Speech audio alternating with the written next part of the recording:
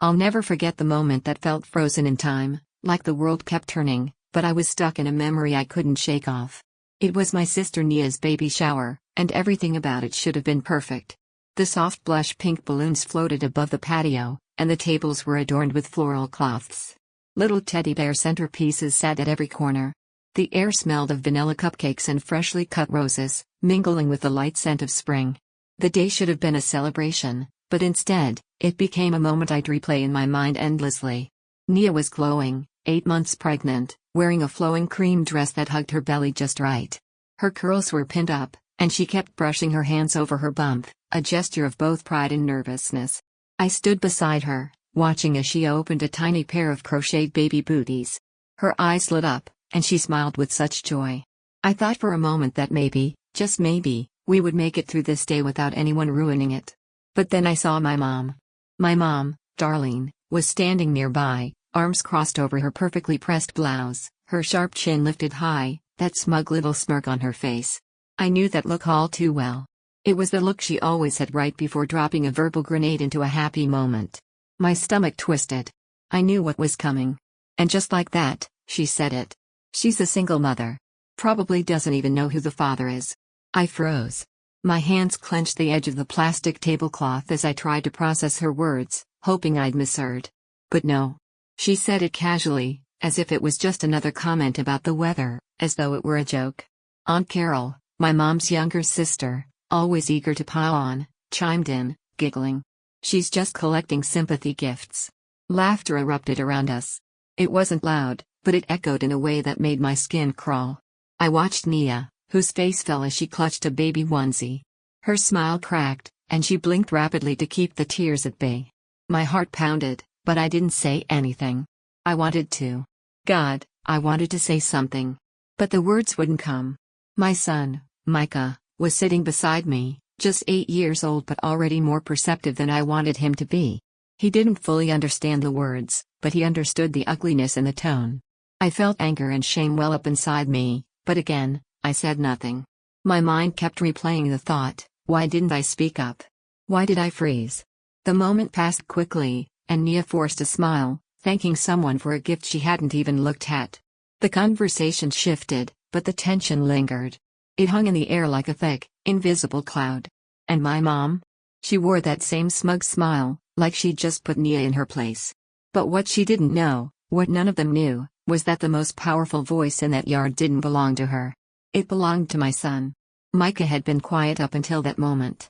His small hands gripped the edge of his juice cup, his brown eyes watching everything with a kind of clarity I hadn't expected.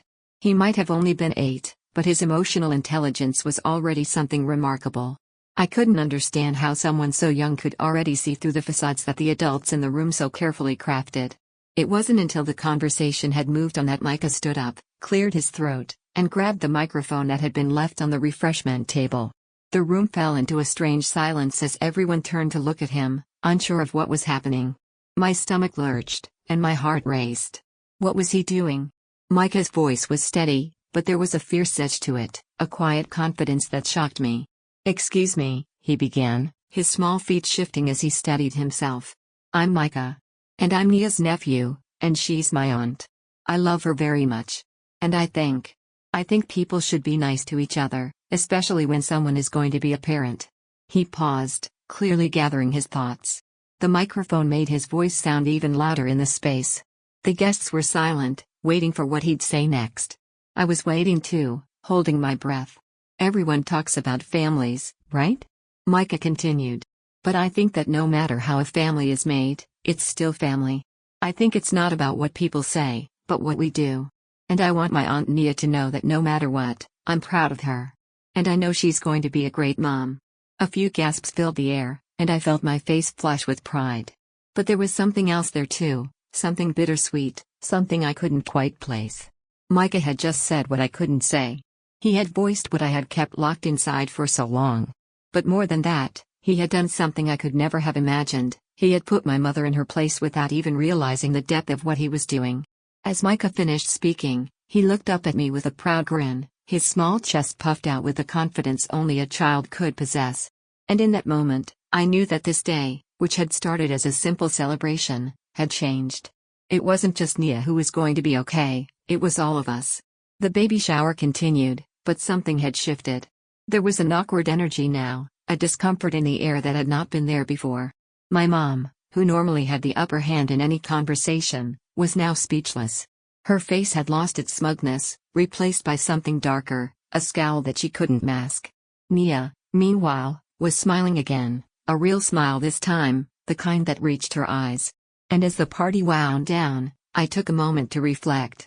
For so long, I had allowed myself to stay quiet, to ignore the toxic comments and behaviors that plagued our family gatherings. But Micah, my son, had been the catalyst for change.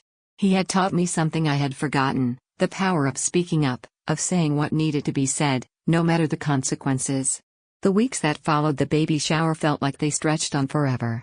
Every family gathering, every casual encounter, seemed to carry the weight of that day. Micah's speech had shaken something loose, not just within me but within everyone in that room. My mother, Darlene, who usually maintained tight control over every conversation, had been left speechless. The small, unnoticed shift had become a silent battle between us, unspoken but understood. Nia, for her part, had been gracious. She was still glowing from the shower, still feeling the joy of preparing for her new baby. But I could see the crack in her mask whenever our mom was around. It wasn't just that Darlene's words had hurt her, it was that they were like a deep, quiet wound that Nia had learned to carry over the years. She didn't want to show it, but I knew. I knew my sister too well.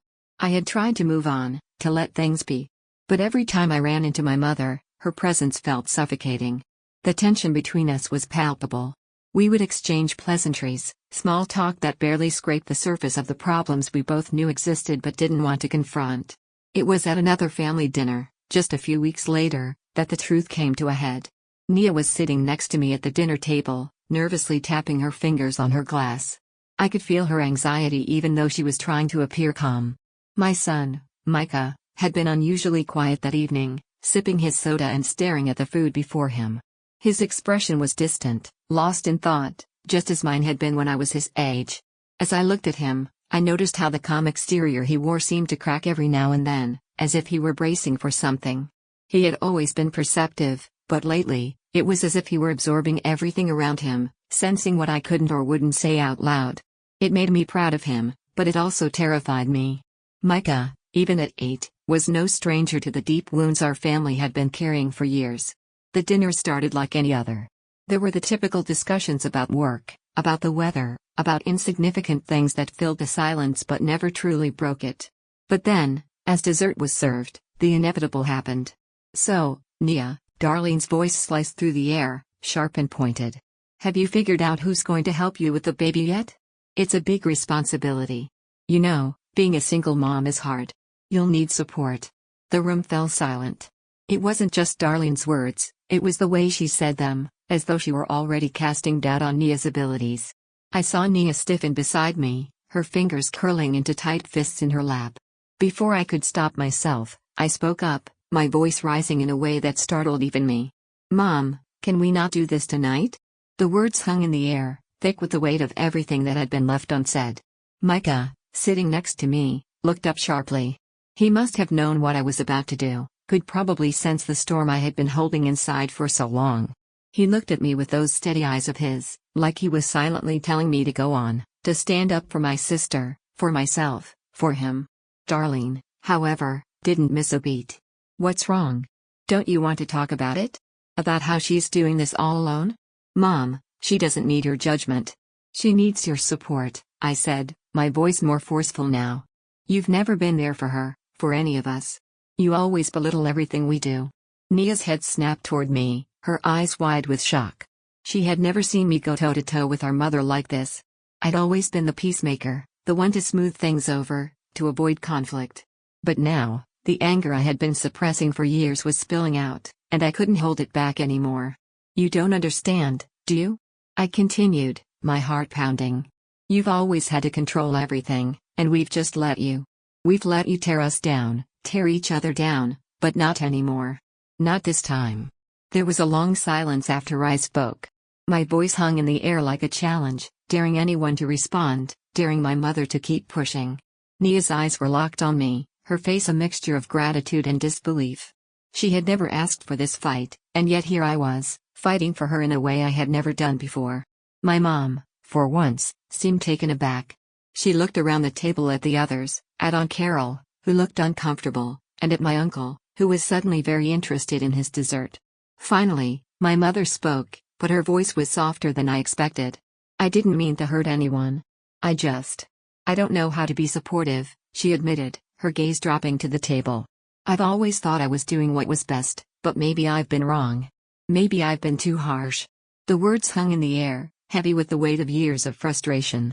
But for the first time in my life, I felt like I was hearing the truth from my mother, not the practiced, sharp criticism she usually wielded, but something closer to vulnerability.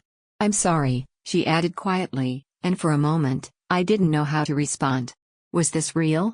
Could I trust her words? Nia, who had been silent until now, let out a slow breath. It's not too late to change, Mom. We can't keep going on like this. I want us to be a family again. Her words felt like a plea, one I could hear in the smallest, softest way. My heart clenched as I realized that, despite everything, Nia was still hoping for the kind of family we used to be, the one that didn't come with all the baggage and the bitterness. But I knew the truth. It wouldn't be easy. There were too many scars between us, too many wounds that would take years to heal. But maybe, just maybe, this was the beginning. Maybe Micah's courage, his innocent yet powerful voice, had cracked open the shell we'd all been hiding behind.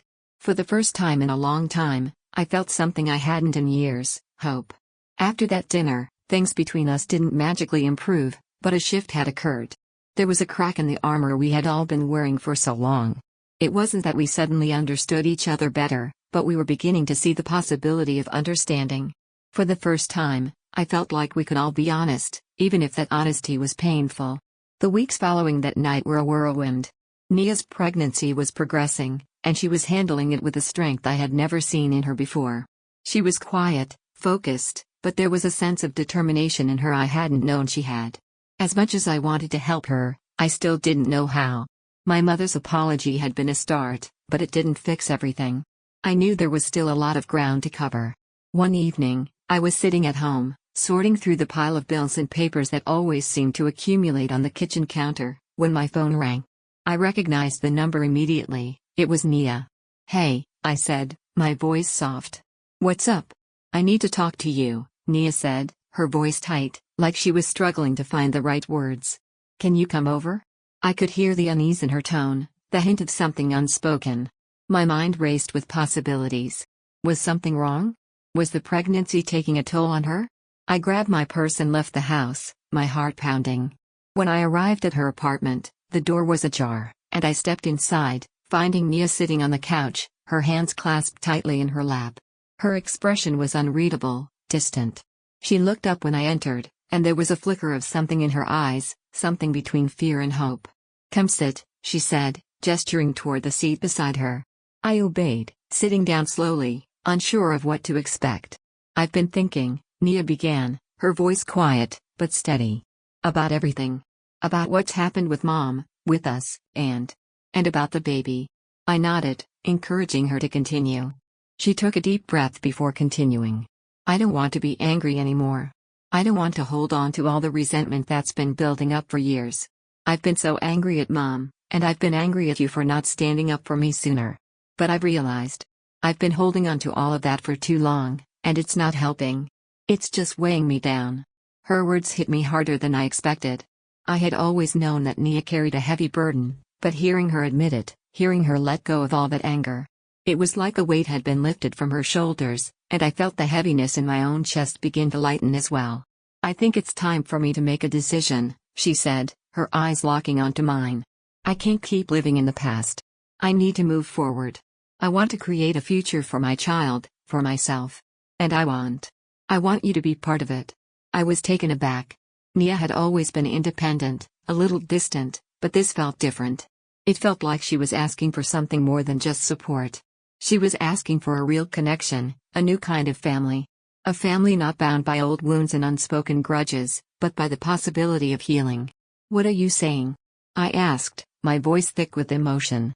"I want you to be part of the baby's life," she said, her voice trembling just slightly. "I want you to be my sister again. I need you. But I need you to be here, not just when it's convenient, but all the time. We've been through so much, and I don't want to go through this alone." I felt the weight of her words settle in my chest. The truth of it was undeniable. I had spent so many years trying to please everyone else, trying to hold the family together, that I had forgotten the most important part, my relationship with Nia. My sister. I had put her second to everything else, and it had taken me this long to realize how badly I had failed her. "I'm here," I said, my voice steady but filled with emotion. "I'm here, Nia. I'm so sorry it took me this long to see it. I've been blind to everything that's been happening around me. But I'm ready to make things right. I want to be there for you, for your baby." Nia smiled, a small, bittersweet smile. "I know. I've just been scared. I didn't want to be hurt again. But I'm ready to let go of all the pain too. I want us to move forward. Together." We sat there for a long moment, the silence between us not uncomfortable but filled with understanding. It was as if we both knew that this conversation was the beginning of something new, something we couldn't fully understand yet, but something we both needed. The next few days were a blur. Nia's decision to move forward didn't come easily, but it was a relief to both of us.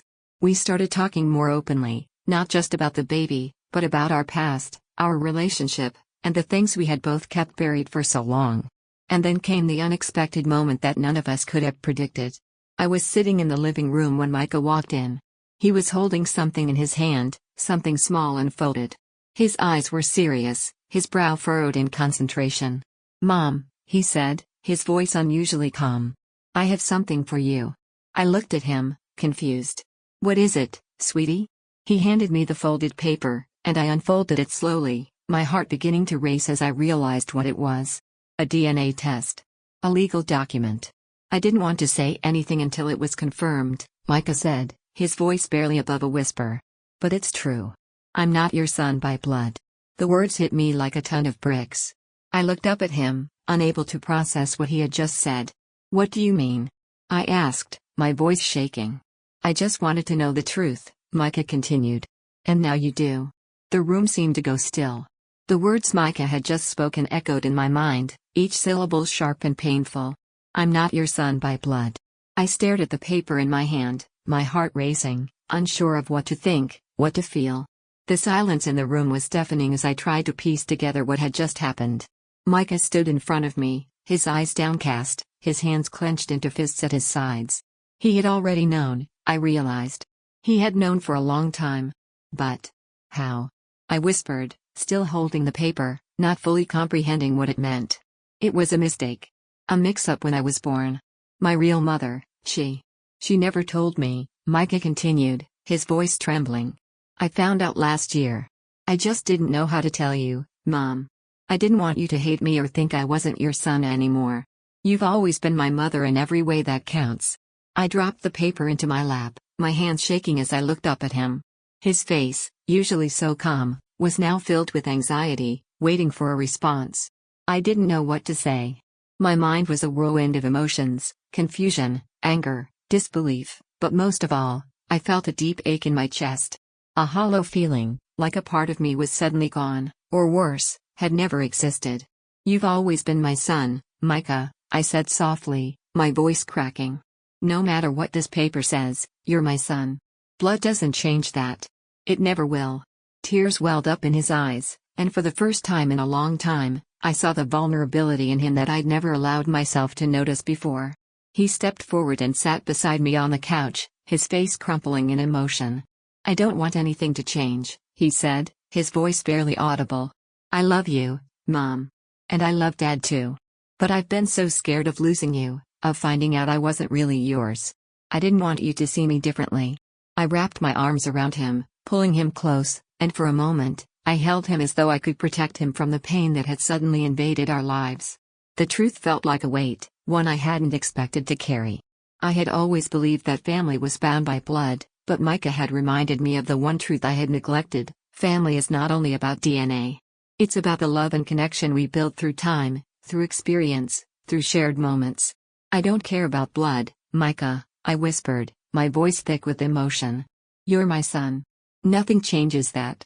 He clung to me, as though needing reassurance, as though the paper in my hand was threatening to pull him away from everything he had ever known. I kissed his forehead gently and sat back, taking a deep breath. There was a lot I still didn't understand, a lot that still didn't make sense, but there was one thing I was sure of: I wasn't going to lose my son. I know this is a lot to process, I said, wiping the tears from my eyes. But we'll get through it together, okay? Whatever this test says, whatever the truth is, we're still a family. Nothing can change that. Micah nodded, his face wet with tears but now showing a hint of relief. He had been carrying this secret for far too long, and I realized that I had failed him by not noticing the weight he had been carrying. But I would fix that now. I would be the mother he needed, not the one I thought I should be. After a few moments of quiet, Micah pulled away and looked up at me, his expression slightly uncertain. "I've been thinking a lot about Dad too," he said, his voice thoughtful. Maybe it's time to tell him what happened. I mean, he deserves to know, right?" I froze. The idea of confronting Micah's father about this revelation filled me with dread. Would he be angry? Would he feel betrayed?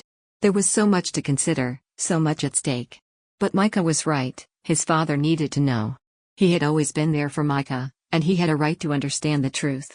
"Yes," I said finally, my voice steady despite the knot in my stomach. "He deserves to know. And we need to do it together, as a family." Micah nodded, his eyes meeting mine with a renewed sense of determination. "Together," he repeated, as if that word alone could heal the pain. The next few days were a blur of conversations, planning, and quiet moments of reflection. Micah and I had come to terms with the truth, but there was one more step: telling his father, the man who had raised him since he was a toddler. Micah's biological father might have been out there somewhere, but the man who mattered, the man who had been there every step of the way, was the one who had always been by his side. We sat down together, the three of us, in the living room. The air was thick with anticipation as I turned to face Micah's father, who was sitting across from us, a quiet presence but one that carried the weight of years of fatherhood. "Mike, we need to talk," I began, my voice shaking just slightly. "It's about the DNA test." His eyes flickered with confusion, but he said nothing, waiting for me to continue. Micah took a deep breath and looked at his father. "Dad, I'm not your biological son," he said quietly. "But that doesn't change anything. You're my father, and you always have been. Nothing is different." The silence that followed felt like an eternity. Mike didn't speak right away, but I could see the shift in his expression, first shock, then confusion, and finally, understanding. He took a deep breath and looked at Micah, his eyes softening. "I know," he said simply. "I've always known, Micah." Both Micah and I were stunned, unable to process his words. "What do you mean?" I asked, my voice trembling with disbelief.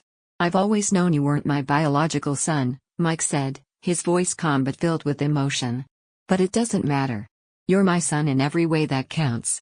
I don't care about biology. I care about you." Tears welled up in my eyes as the weight of Mike's words sunk in. I had feared this moment, feared that everything would change, but now, it was clear that nothing would. Our family wasn't defined by blood, but by love. And that, in the end, was all that mattered. The days that followed felt like a new chapter for our family, one filled with uncertainty, yes, but also with a sense of relief. The truth had come out, the silence had been broken, and while nothing would ever be quite the same, we all felt the weight lift off our shoulders. Micah was quiet for a while, processing everything that had happened. His father, Mike, had reassured him multiple times that he was still his son, just as he had always been. But Micah seemed to be struggling with something deeper, something I couldn't quite put my finger on. It wasn't just about the DNA test or the family dynamics, it was about identity. About who he was in this world now that the truth had been revealed. I watched him, day after day, retreat into himself. He spent a lot of time in his room, his door always closed, as though he needed space to figure out who he was without the weight of secrets. I respected his need for time, but as his mother, it hurt to see him in pain. The boy who had once been so open, so full of energy and joy, seemed like a shadow of himself. One evening, after dinner, Micah came to sit beside me on the couch. His face was serious, but there was something different in his eyes, something raw and honest. "Mom," he started, his voice soft, "I've been thinking a lot. About everything." I turned to face him, my heart in my throat. I knew this was the moment. The moment when we'd really have to confront the feelings we'd both been hiding. "I know this is hard for you, Micah," I said, my voice calm but filled with emotion. "And I want you to know that I'm here for you. Whatever you need to talk about, whenever you're ready. Micah nodded slowly, his eyes never leaving mine. He took a deep breath and began to speak, his words coming in fits and starts as though he were struggling to find the right ones. I don't know who I am anymore, he confessed. Like, I've always thought of myself as your son. As Mike's son. But now, I just don't know what any of it means. If I'm not connected to the family by blood, does that make everything I've known a lie? Does it change who I am? His words struck me like a punch to the gut. I could feel the pain behind them, the confusion that he couldn't shake. And as much as I wanted to comfort him, to tell him everything would be okay, I knew there was no easy answer. No magic words that would take away his doubt. Micah, I said softly, nothing about you has changed. Not in my eyes. Blood doesn't make a family. The love we share, the life we've built, that's what makes us a family. You're my son, and nothing can change that. And you're Mike's son too. Not because of DNA, but because of everything you've gone through together. Your life, your history, your love, it's all real. That's who you are. He was quiet for a long moment, absorbing my words. I could see the wheels turning in his head, and I knew that this was going to be a journey, one that would take time, but it was a journey he didn't have to take alone. You're right, he said finally, his voice more certain now. I guess I just needed to hear you say it. I needed to hear that I'm not any less your son because of this. I smiled gently, brushing a strand of hair away from his face. You'll always be my son, Micah. Always. A weight seemed to lift from his shoulders as he leaned in and hugged me tightly. For the first time in days, I felt the warmth of his embrace, and I knew that, despite the confusion, despite the storm we had been through, we were going to be okay. Together, we could face whatever came next. The following days brought healing. Slowly but surely, Micah began to open up more, talk more, and the distance between us lessened. Mike and I continued to support him, giving him the space he needed to find his own way through the emotional aftermath. But we never stopped reminding him of one thing: family is not defined by blood. It's defined by love, by commitment, and by the people who stand by you no matter what. One afternoon, as we sat together in the living room, Micah turned to us with a thoughtful expression on his face. I've been thinking a lot about what you both said, he began. About love being what makes us family. I guess I want to make peace with all of it. I want to find peace with who I am, with my place in this family. Mike and I exchanged a glance, both of us filled with pride and relief. It wasn't going to be easy, and there would still be challenges ahead, but Micah was beginning to understand that his identity wasn't defined by a test, by a piece of paper. It was defined by who he was as a person, by the relationships he had, and by the family that loved him unconditionally. That's all we can ask for, Mike said quietly, his voice thick with emotion. To find peace. To know that we're always here for you. No matter what. And in that moment, as Micah smiled softly and leaned back against the couch, I realized that this was the beginning of something new. A new understanding, a new chapter. We weren't defined by secrets anymore. We were defined by the love we shared, and that was stronger than any test, stronger than any bloodline. We were a family. And nothing could change that.